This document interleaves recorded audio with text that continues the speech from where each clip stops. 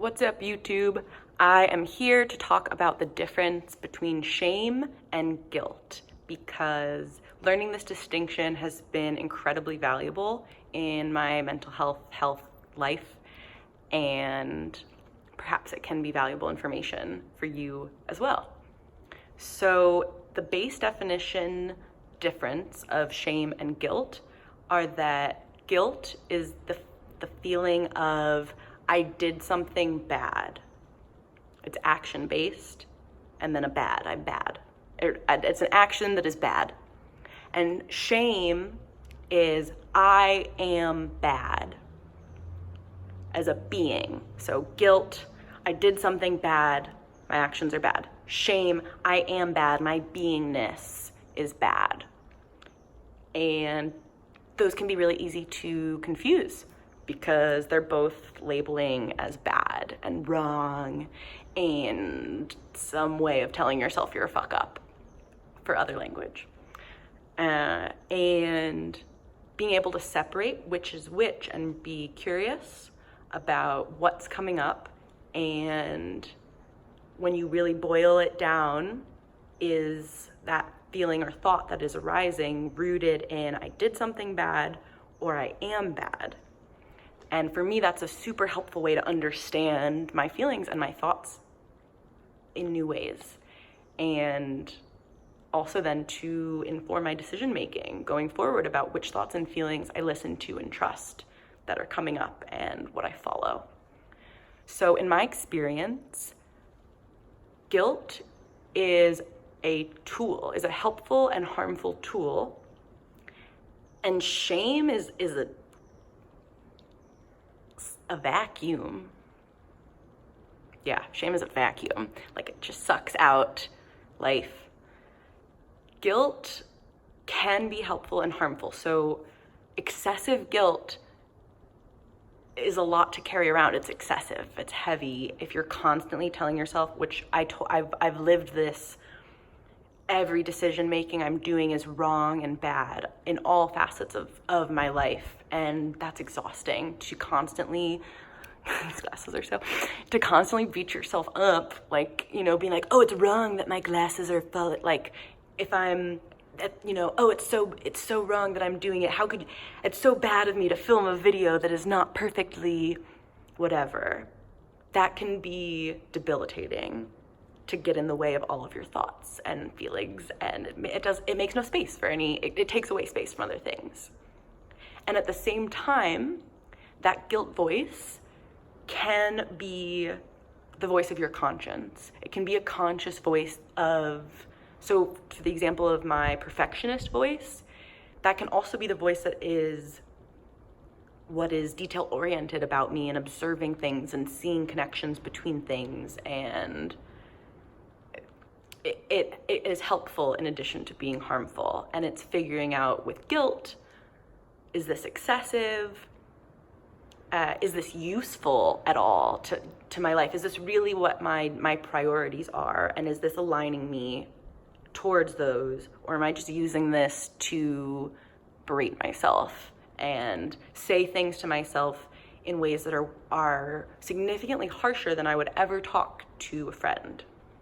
That is a really helpful tool as well, of talking to yourself like you would talk to a friend, and checking yourself on your reactions to your thoughts and feelings, and noticing if you are saying things in a way that are very different from what you would say to a friend.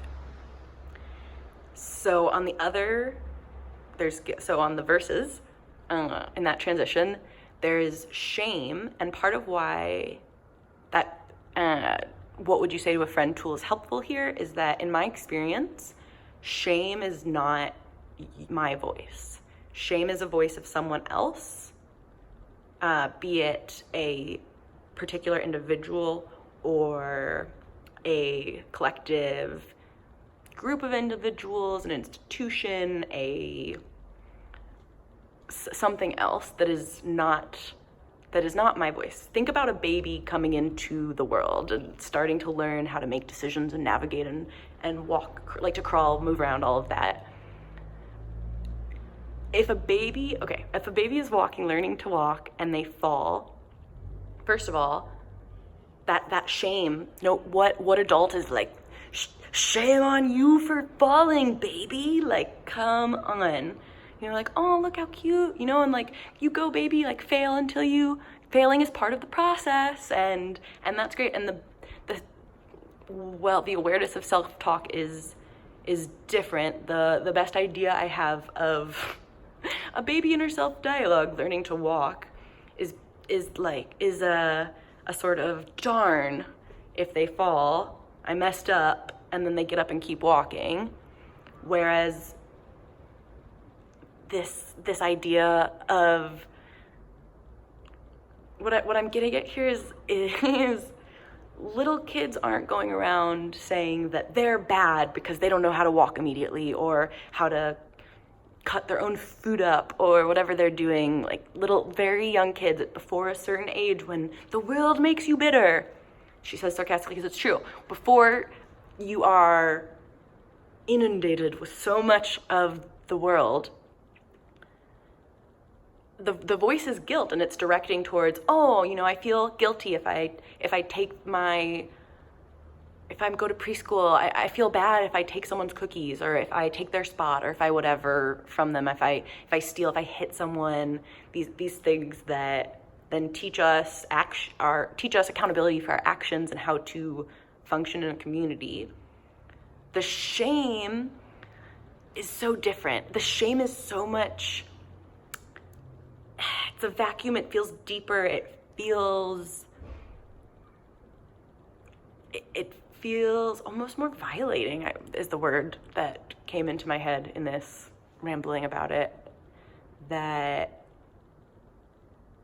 shame is a really deep-seated insecurity that I believe adults project onto children because they had it projected onto them when they were children. And so it becomes this cycle that we pass down that is shifting as people notice it and talk about the differences and realize the differences, that